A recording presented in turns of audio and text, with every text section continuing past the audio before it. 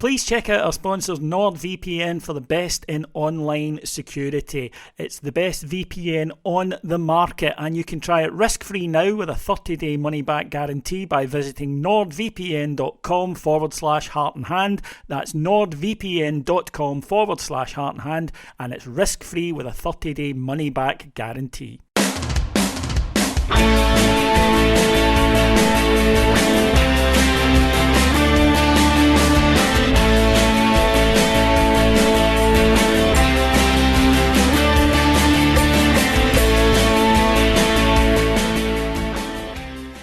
Hello everyone and welcome to Heart and Hand, the Rangers podcast. My name is David Edgar and I am delighted to be returning to the chair this week after a bout of illness kept me out last week. An injury, how apt for 24-25. Joining me this week on the podcast to discuss Rangers 1-0 victory over Hearts is David Marshall, the pride of Linwood. How are you, sir?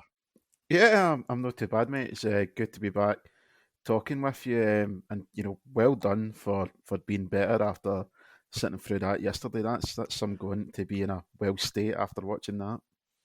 Yeah, well, right. What I thought we could do is we'll be brilliant. We'll do a brilliant podcast for 10 minutes and then we'll just stop.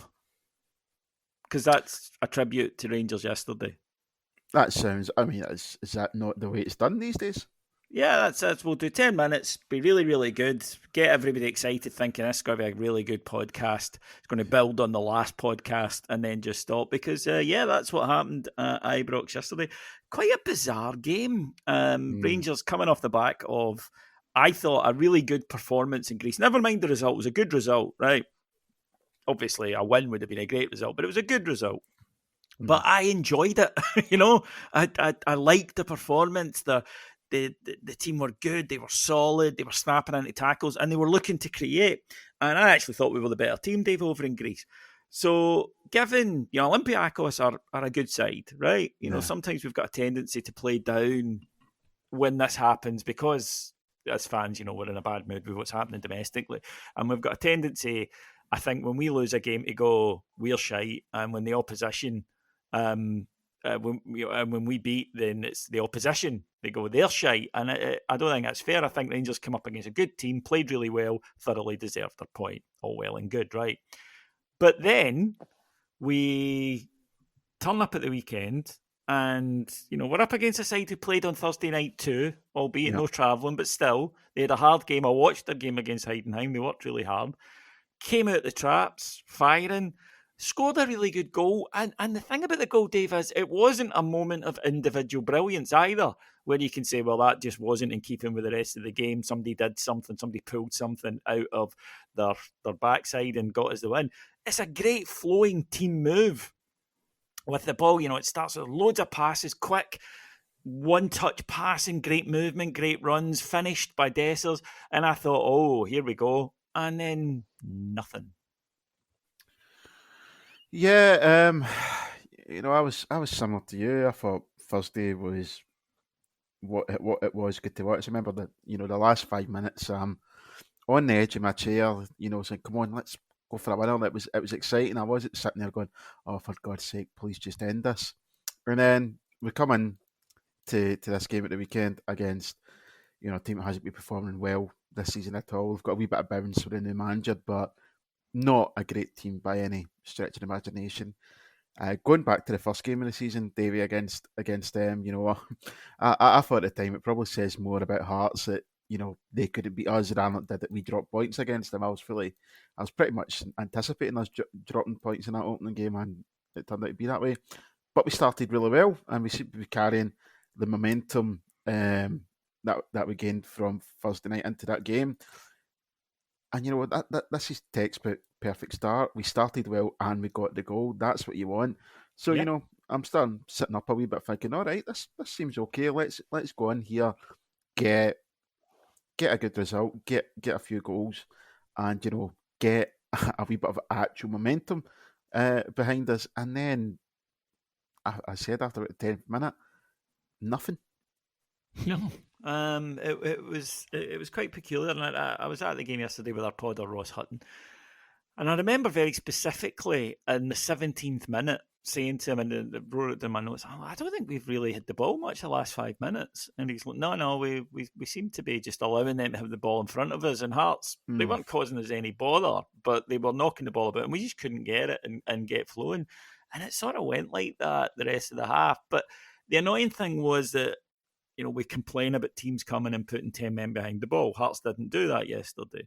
There was space for Rangers to run into, and in the first half, we had 3 or 4 breaks, and that really did begin to frustrate me. And so much so in the post match, I asked the manager about it, and I said, "Look, we don't have a pace in the attack. Does that cause these problems, and can it only be solved really by Matondo coming back?" He said, "No, I don't think it's a lack of pace. I think it was bad decision making." He said, "We got in behind them a few times, and you don't have the chance to come back. It's not, a 1-to-1 in the press." But I was thinking, we got in behind them, but then couldn't go on because the players know, Cherny, Bajrami, and especially Dessers, they know they can't outrun them. So they stop and they turn back the way. And that happened to time after time. He's right about the decision making, though, Dave, in the final third. It was atrocious yesterday. They looked a very tired team. And sometimes, I know that people will say, "Oh, it's only November," but the reality is, we've all seen, it's called a Euro hangover for a reason. But it was more pronounced than I would have expected, far more pronounced. Yeah, I think it's fair enough for him to say that the decision making from the players was poor yesterday. I think that's, anyone with eyes could have seen that our passing was absolutely terrible for the vast majority of the game yesterday. But to dismiss the lack of pace in the team is not a problem. I think that's screams a bigger issue to me. There's a wee red flag popping up in my head at the moment, because I think if you were to ask, certainly any of the Rangers fans I know, any of the guys and girls in the pod, what's one of the big issues with this team? I think enough all of us would say, "Oh well, there's absolutely no pace throughout the team. Everything we do is so slow. There's absolutely no tempo to the play." So I don't think that can be dismissed, and I don't think it gets solved straight away with somebody like Matondo coming back. I think it's an area that we had to recruit better in the summer. We had to bring in more pace into the team. We haven't done that, and this is where we are now, sitting in November. I think the team, I think on your point about the team looking tired, Davey, it is I'd absolutely agree with you, as a thing, this European hangover, but I don't know if you get to play that card when, as you say, the team we were playing were also playing on Thursday night as well.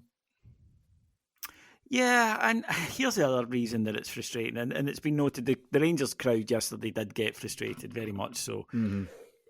It isn't a one-off. And, the team has scored 16 goals in the league this season, 6 in one game, with the exception of that game against Ross County.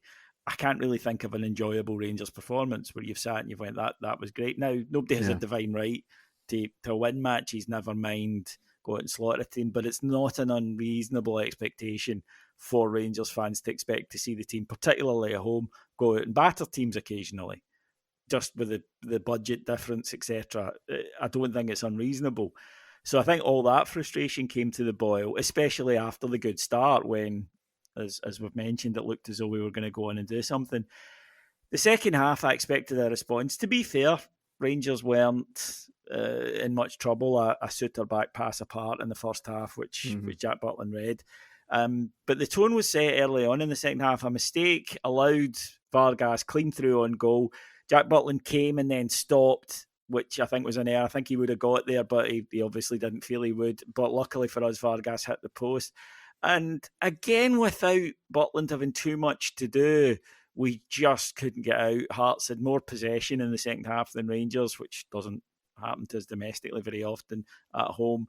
And I think you could see the team sort of looking at each other going, this is collectively stinking, with really only Raskin and I thought Jefte near their normal levels. I thought that they were both fine. I thought the rest of the team were struggling. Although I suppose I should take it that this is an attacking sense. Suter and Balogun, there's a reason why Hearts didn't get many efforts on goal. So I need to be fair to both those guys, because it's a bit unfair when, as I've said, they've created very little to then say the defence didn't have a good day, because they did their job. But we couldn't get anything going in the forward areas at all. Mm-hmm. Yeah, I think it's that second half is quite a weird one to analyse because up until the last couple of minutes when we hit the bar, we did really nothing uh, in an attacking sense. Hearts had a lot of the ball, and when you're in the moment watching the game, Davey, and I'm sure you turned to Ross and said this at the time. I don't know how many group chats I've seen this phrase getting used, but you can see what's coming. This has got a last minute goal written all over Oh, it. see when they got that throw in the 93rd minute, I Yeah, thought, right, here we go. And I wasn't alone. You're right.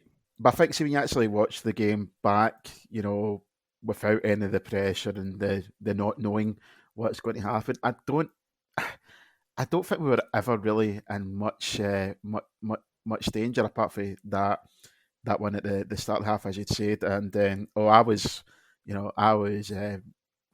tearing my hair out when I seen Butland do that because as a goalie, I think you're told two things as a goalie when you first start doing it. It's don't when you come for a ball, claim it, and if you're going to go out.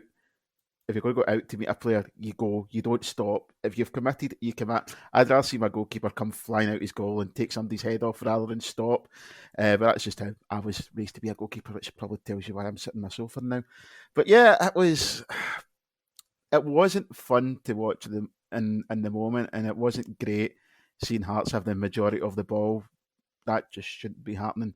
Ibrox, particularly against a team that's what are they actually bottom in the league? Or are they 11th? They're 11th in the league, so it's not great to watch. But once you look back in it with a bit of a calmer head, not in any real great danger. But the fact we weren't able to create much again, that's more worrying than anything else. Yeah, and as I say, the statistics don't lie. 16 goals this season.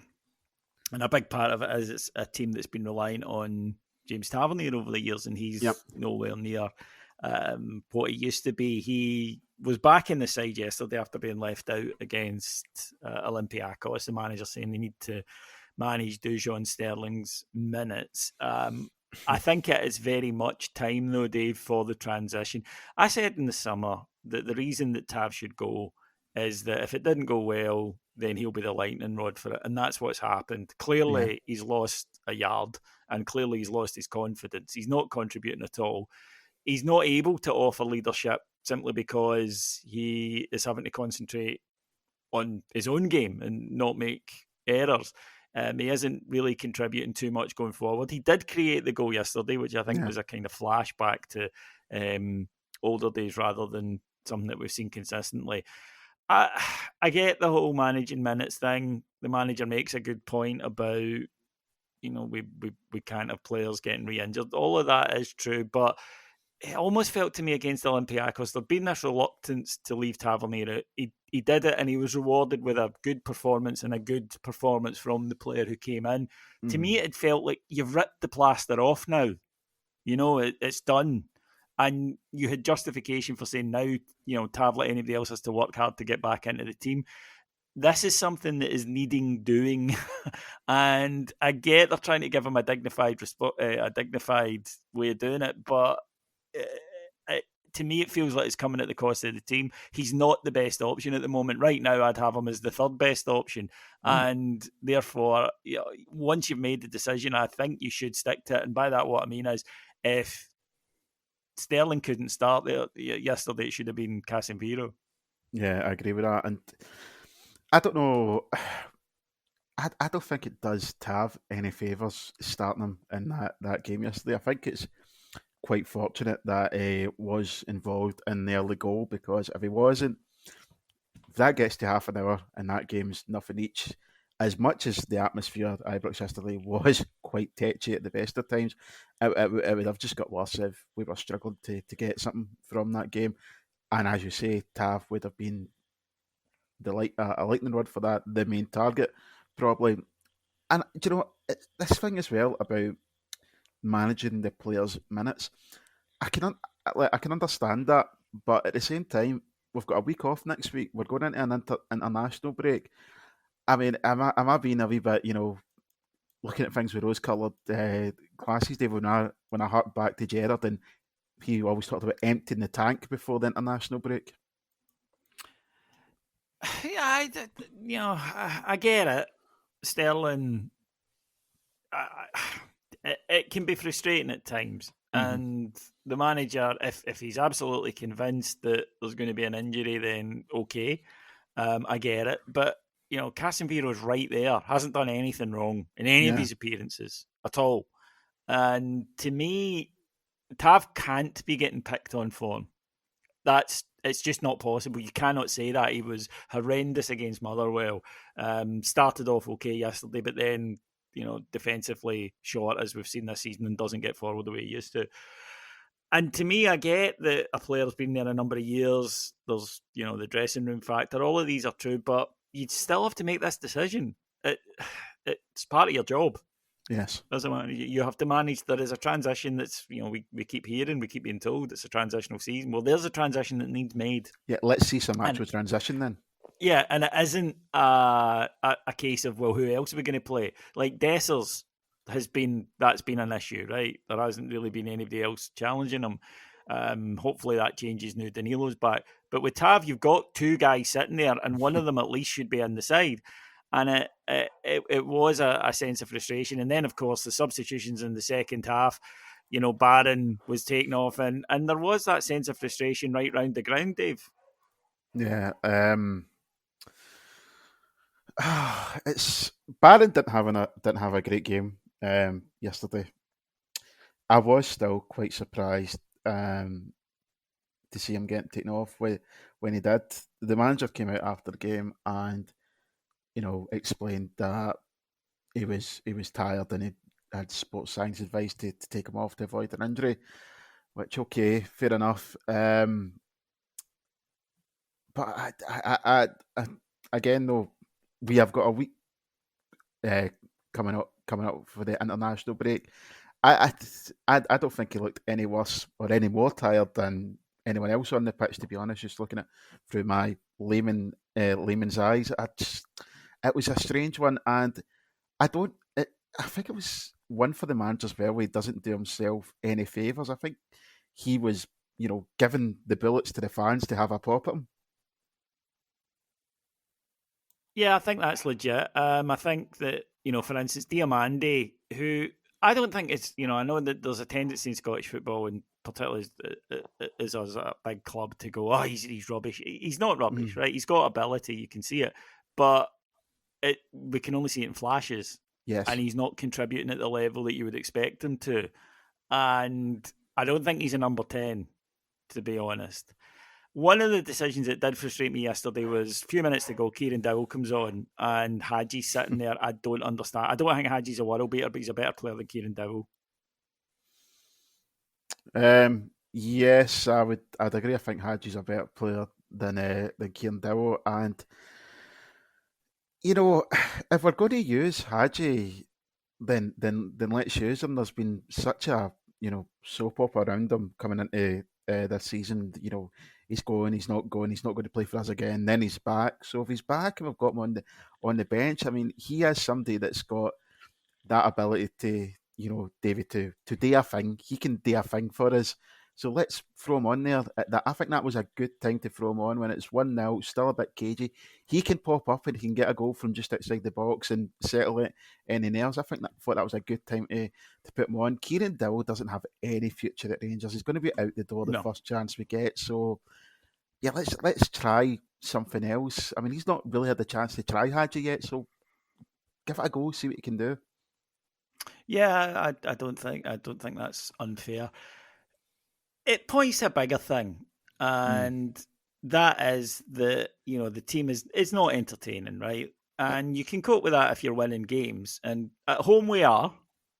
There's no doubt about that. But the frustration comes when we go on the road, and then this type of football hasn't garnered the sort of results that we need, and hence the point gap to the top of the table. To me, the team lacks pace and physicality. I've moaned about that last season. I moaned about it in the summer. I'm surprised it hasn't been looked at. And I think the reaction to Barron and Raskin's recent upturn in form is almost, if you like, a real comment on that, Dave, because both of them are playing, maybe not yesterday was the finest game, but recently, both of them, although Raskin wasn't bad, both of them are, They're putting in challenges. They're being physical. They're making their presence felt in the middle of the park. And I think it's because there's such an absence of that fans are reacting. It's almost like an oasis in the desert. It's like, yeah, it should be a basic, but it's a team that lacks that, Yes. particularly away from home. I think that's you've hit the nail on the head there, saying it should be a basic, but this team has got such a lack of the basics that when we get two players that come in and do it, they stand out, they shine. I think they have made us a lot more solid than what we have been before we started playing the two together.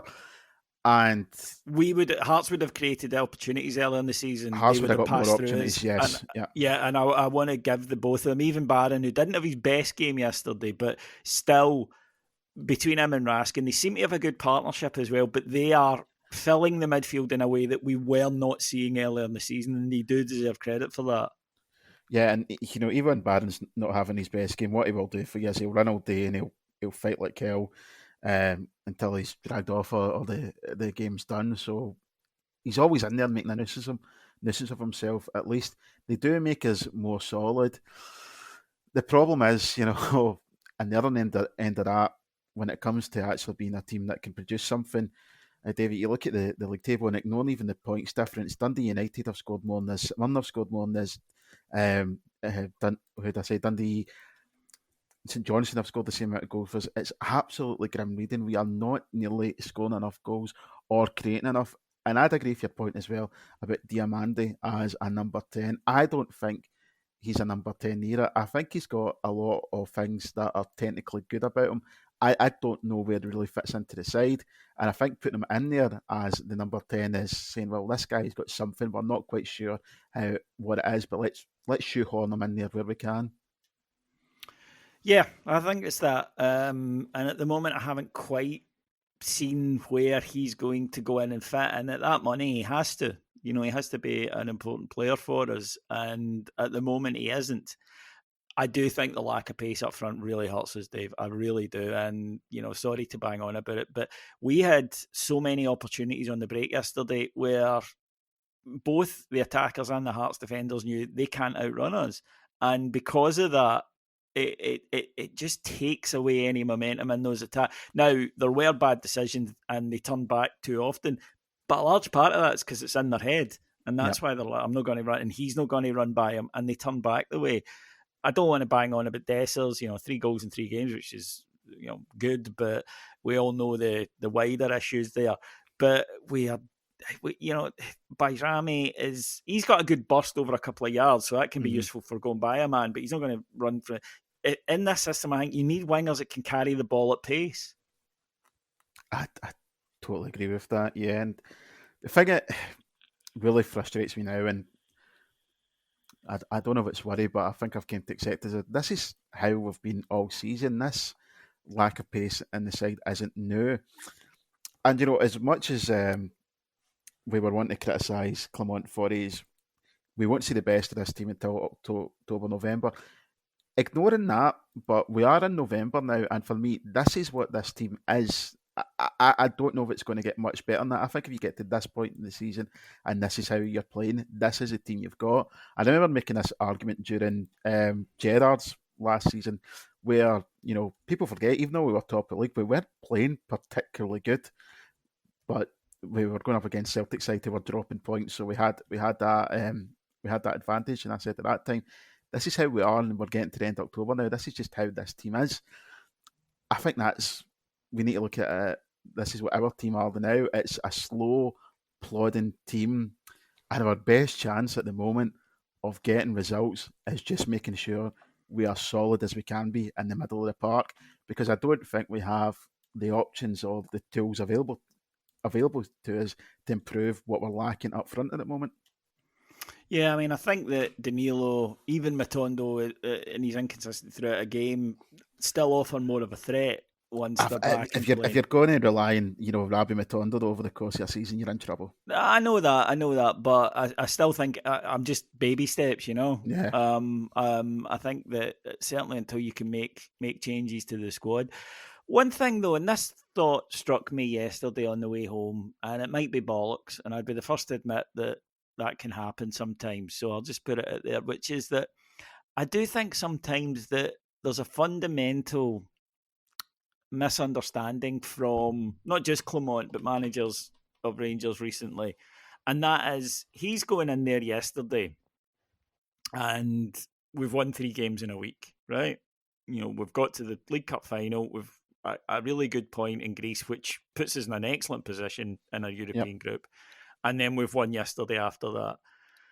And I do wonder if sometimes they go, why is the anger so great? And I do wonder if it is because, at other clubs, the vast majority of them, there wouldn't be, that, and I wonder if sometimes he thinks that it's a transitional season and I had to sell a lot of players and cut the wage bill and bring in younger guys in the summer.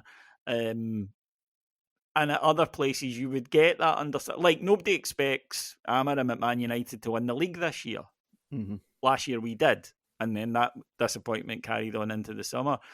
And I do wonder if sometimes that is almost a cultural or a club-specific thing where they just don't get that, with us it's different. And you can debate whether it should be or whether it shouldn't be, but the reality is that it is. And, Liam Balogun addressed that yesterday in his press conference, and he said, look, the fans aren't going to change, so you need to be able to deal with it as a player. And that, I think, to me, speaks more understanding of the situation. Yeah, well, that's, somebody that gets it and what it means to be at Rangers. If the manager is thinking in that way at all, David, and, I don't necessarily disagree that is his thoughts, because he certainly came out with some comments that I can understand why it'd lead people down that path of thinking. You get no, sympathy, and you'll get even less for any self-pity you throw upon yourself as Rangers manager as well. You can make all the points about what Clement had to do in the summer in terms of reducing the wage bill, getting a load of new players in, seeing a good few out the door as well. Fact of the matter is, we're sitting in here in the middle of November after one full round of games in the league, and we're 9 points behind Aberdeen in second, and that's simply not acceptable. That is the facts of the matter, and there's not, certainly not a Rangers team I've ever watched, even the worst Rangers teams that I've watched, where that's acceptable. No. As I say, I just wonder that they are, obviously brought up at other clubs and they play for other clubs, and then he comes in and he goes, well, I won the League Cup last year. I nearly, took us towards the league title. Okay, we didn't get there in the end, but then I had to change the squad. We're on another final. I've got us at the group stage, and last year got us at the group stage, and then this year, we're in a good position. I'm actually doing okay. And I do wonder if there is just this point where the two minds meeting, his and ours, and he just, I don't get why you're so angry, but the football isn't entertaining. Mm-hmm. I think. You may disagree with me, listeners, but I don't find it entertaining. So then you have to be winning. And as you say, if you're 9 points behind, you're not winning, right? You're not consistently. Aberdeen's form shouldn't be an issue, but it is, right? Because people will look and say, if they can do that, why can't we? And, Celtic have got more finance than us. All of that's true. More stability. All of that's true. But you have much more finance than any other club in Scotland. Mm-hmm. So supporters are going to expect that you can go out there, especially at home, 50,000 behind you, and wipe the floor with them. And the fact that Rangers never do that, they get by the edge games. Occasionally you get a 2-0 or, a 3-0 with a couple of late goals. But you never come out of a game saying, that was brilliant. We dominated that for 90 minutes. And even going back, to some of the poorer teams the last few years, you did get days like that. So I think if you're going to set up to play the style of football that Clement does, which is ultra pragmatic, just win the game, then you have to win, because that's what you'll get judged on, because there's not really anything else for us to grab onto. No, I mean, I would say I'm not adverse to a pragmatic approach to football at all. If Clement goes out and plays the way he does, and his team wins 38 games in a league campaign, and I'm going to be absolutely delighted. I won't complain Correct, one absolutely. bit about Walter the did style that of some football. seasons. Yeah. But the fact is, it's not. So, am I being entertained when I'm watching Rangers? Absolutely not. No, that was grim yesterday. It was awful viewing. So what is there for me as a fan to actually enjoy about this? Looking at the league tables, utterly depressing. Watching the team is boring to say the least. So as a fan, what am I supposed to be hanging on to here? Yeah, and I think that one thing we need to start to see as an improvement, because the manager, he bristles a wee bit when people bring up the October November thing, but he did say it. Well, don't fucking say it Right? then. He did say we'll be better October, November. I think what annoys him is people have said, you said that you would see the best Rangers at this point, whereas I think he said you'll see a better Rangers. But even so, We that's aren't. splitting Yeah. hairs. We aren't. And this is the point now where I think that people have a legitimate right to expect performances to improve as well as results. And so far, we haven't. We've got an international break just now. Some players will go away, a lot won't. And I don't think it's unreasonable to expect Rangers to come out the traps in a home game against an average Premier League side, not a terrible one in Dundee United, but come out and actually play the way that they can do in Europe. And like I say, I get that sometimes we say, but teams set up differently against us 10 men behind the ball. Hearts didn't. Hibs a few weeks ago didn't. No. So, I just don't think that you can continually hide behind that. I don't think it's unreasonable to expect to see an improvement over the course of a season from a manager. And I think that is something that the fans are getting frustrated about. That's just life at Rangers. Yeah, I mean, he has been here a year at this point. We're not basing this off of two or three bad results. It's been up to this point a terrible season since the summer. You have to factor in because the manager himself keeps harking back to what he did in the first part of the season when he came in last year. Well, if you keep going back to that, then you need to tell us what happened to the second part of that season when the team totally collapsed from March onwards. So we have all this to take in for evidence, and I just don't think things are weighing out in his favour. We have this international break coming up. It's another international break coming up, David, that I am thankful for. I'm quite, looking forward to the break from Rangers, which really annoys me You because don't I want don't. to think like that, yeah. Exactly. I don't want to think like that. But the truth of the matter is, I am. So when we come back, listen, it's we're in a really bad place right now. This manager's in a really bad place, but the only way he's going to turn it around, if that's even possible, is by seeing an improvement straight away when we're back at it. Yeah, that's an interesting point because this is something that I've spoken about, unfortunately, with previous managers, which is the difference between logic and feelings, right? And people will argue, and I've seen them, on social media and on Heart and Hand own website, and they'll say, well, actually, look at all of these factors. And you can do that. You can sit and you can have a debate based on, the logic and the points that the person are putting across. But as a fan, and it's based on feeling, it's based on passion, because that's why we keep going, isn't it? Even through dark times or whatever. That if you feel a certain way, you can't really argue with that, can you? It's just how you feel, and that isn't going to be changed by different points and whatnot. The only thing that will change it is a sustained run of results, good performances, and beginning to show that that's a side that's going places. And I think that's the thing for me at the moment, right? It's I need something to say it's going to improve. If this is it, then that isn't good enough. And as you said, the first quarter's by were 9 points behind two teams, so it's not good enough, clearly. If I could say but, that's a different argument. And right now I'm searching for the but. I think we're getting to the stage, the but, and the only but he's got going for him is but who else would you bring in? And if you're getting to that point for a manager as your only defence for him, then that says, more against the manager than it does for him. Yeah, that's fair.